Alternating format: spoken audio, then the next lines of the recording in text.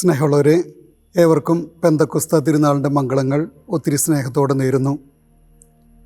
പെന്തക്കുസ്ത മാതാവും അപ്പസ്തോലന്മാരും സിഹിയോൻ മാളയിൽ പ്രാർത്ഥിച്ചിരുന്നപ്പോൾ പരിശുദ്ധാത്മാവിനെ സ്വീകരിച്ച ദിവസം, സഭയുടെ ജനന ദിവസം.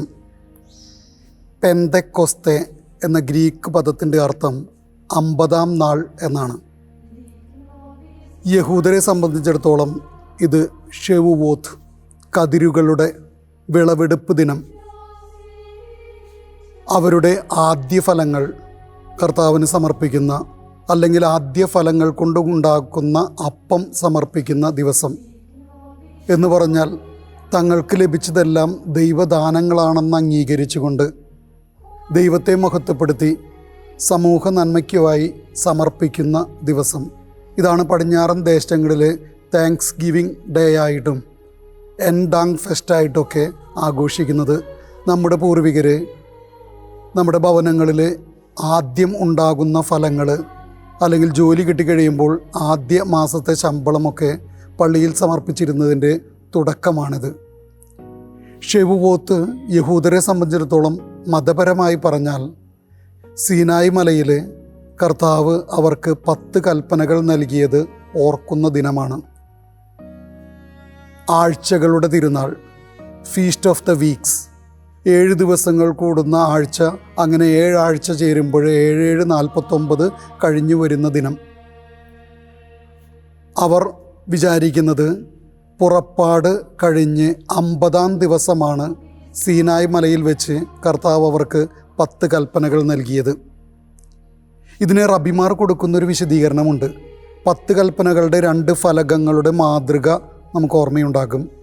ഇതിന് റബിമാർ പറയുക അമ്മയുടെ സ്തനങ്ങൾ പോലെയാണ് എന്ന് പറഞ്ഞാൽ, അമ്മിഞ്ഞ പാല് കുടിച്ചു വളരുന്നത് പോലെ വേണം നിയമത്തിൽ ഓരോ യഹൂദനും വളർന്നു വരുവാൻ. പുതിയ നിയമത്തിൽ നമുക്ക് പ്രധാന തിരുനാൾ ഉയിർപ്പ് തിരുനാളാണ്. കർത്താവ് മരണത്തെയും വിജയിച്ചുകൊണ്ട് നമ്മെ നിത്യജീവന് അർഹരാക്കുന്ന, സ്വർഗത്തിലേക്ക് കൊണ്ടുപോകുന്ന, പറുദീസായുടെ അവകാശികളാക്കി തീർക്കുന്ന ഉയിർപ്പിൻ്റെ ഓർമ്മ ദിനം. അതിൻ്റെ 50-ാം നാൾ എന്ന് പറഞ്ഞ് 40 ദിവസം കഴിഞ്ഞപ്പോൾ സ്വർഗാരോഹണ തിരുനാൾ ആഘോഷിച്ചു. അന്ന് കർത്താവ് സ്വർഗത്തിലേക്ക് പോകുമ്പോൾ അവരോട് പറഞ്ഞു, പരിശുദ്ധാത്മാവിനെ സ്വീകരിക്കുന്നത് വരെ നഗരത്തിൽ നിന്ന് പുറത്തു പോകരുത്. അവർ സന്തോഷത്തോടു കൂടി ജെറുസലേമിലായിരുന്നു.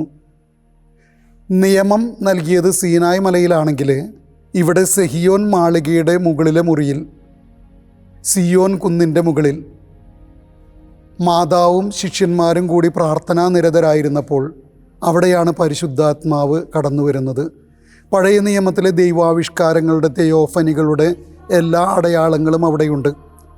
വലിയ ശബ്ദം, കാറ്റ്, തീയ്. ഇവിടെ ആത്മാവ് കടന്നു വരുന്നു. അവിടെ നിയമമാണ് നൽകിയതെങ്കിൽ പുതിയ നിയമത്തിൽ പറയുന്നത് നിയമത്തിൻ്റെ വള്ളി പുള്ളി വിടാതെ നോക്കുന്നതല്ല, മറിച്ച് ആത്മാവിനാൽ നിറഞ്ഞ്, ആത്മാവിനാൽ നയിക്കപ്പെട്ട്, ആത്മാവിൻ്റെ പ്രചോദനമനുസരിച്ച് ജീവിക്കുന്നവരാവുക. അതാണ് പെന്തക്കുസ്ത നമ്മളോട് പറയുക. തീനാളങ്ങളാണ്. നാവുകളുടെ മാതൃകയിൽ തീനാളങ്ങൾ ഓരോരുത്തരിലും വന്ന് നിറയുന്നു. നാവ് പ്രഘോഷിക്കാനുള്ളതാണ്. കർത്താവിനെ പ്രഘോഷിക്കാൻ, പരിശുദ്ധാത്മാവിൻ്റെ പ്രചോദനമനുസരിച്ച് പ്രഘോഷിക്കാൻ, വചനങ്ങളുടെ വ്യാഖ്യാനവും സത്യത്തിൻ്റെ പൂർണ്ണതയും നൽകുന്നത് ആത്മാവാണ്. ഈ ആത്മാവിനാൽ പ്രചോദിതരായാൽ നമ്മൾ പ്രഘോഷിക്കണം. പെന്തക്കുസ്ത തിരുനാളിൽ എല്ലാവരും ഒരുമിച്ച് കൂടിയപ്പോൾ അവിടെ പത്രോസ് തൻ്റെ ആദ്യത്തെ പ്രഭാഷണം നടത്തി. സഭയുടെ ഔദ്യോഗികമായിട്ടുള്ള ഉദ്ഘാടനം പ്രഖ്യാപിക്കപ്പെട്ടു. പഴയ നിയമത്തിൽ മറ്റൊരു അടയാളം കൂടിയുണ്ട്. ഉൽപ്പത്തി പുസ്തകത്തിൽ നമ്മൾ പോകുമ്പോൾ ബാബേൽ ഗോപുരത്തെക്കുറിച്ച് നമ്മൾ കേൾക്കും. ജനങ്ങൾ വളർന്നു വന്നപ്പോൾ അവർക്ക് ദൈവത്തോടൊപ്പം ഇരിക്കണം, ദൈവത്തെ പോലും നിയന്ത്രിക്കണം. അതിനുവേണ്ടി അവർ ബാബേൽ ഗോപുരം പണിതു. ആ പണി നടക്കുമ്പോൾ ദൈവം അവരുടെ ഭാഷകൾ ചിതറിച്ചു. അവർക്ക് പരസ്പരം മനസ്സിലാകാതെയായി. അവർ പരസ്പരം ചിന്നിച്ചിതറി പല ദേശങ്ങളിലേക്ക് പോയി. പഴയ നിയമത്തിൽ അതുവരെയുള്ള ഒരു സീക്വൻസ് ഉണ്ട്.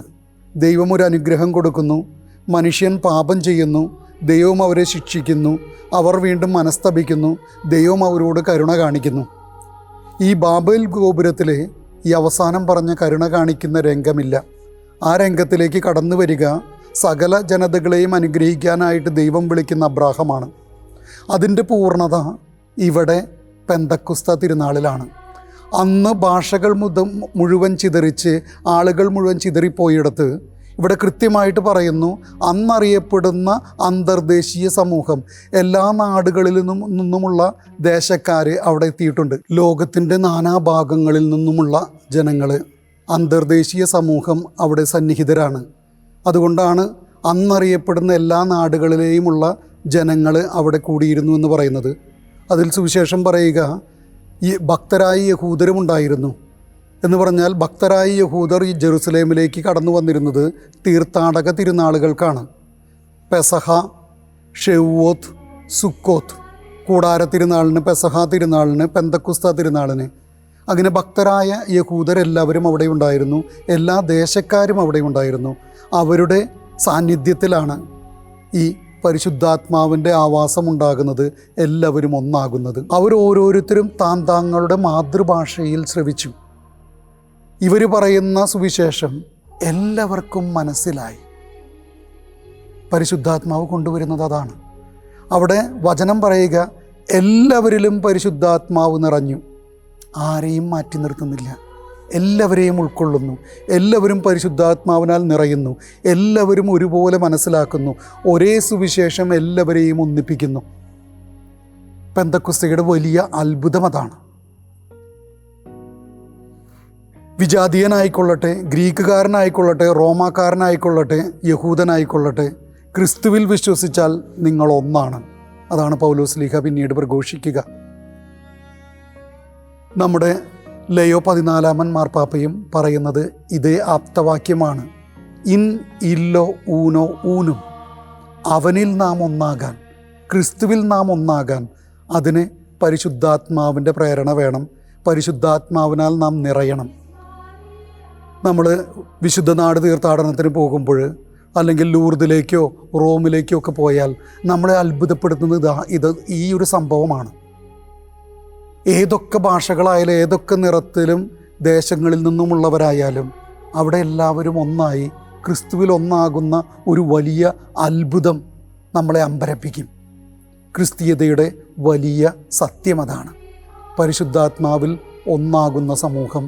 നമുക്കും അവനിലൊന്നായിക്കൊണ്ട് ഈ പ്രത്യാശയുടെ, പരിശുദ്ധാത്മാവ് നമുക്ക് നൽകുന്ന ഈ സന്തോഷത്തിൻ്റെ, സമാധാനത്തിൻ്റെ, പ്രത്യാശയുടെ തീർത്ഥാടകരാകാം.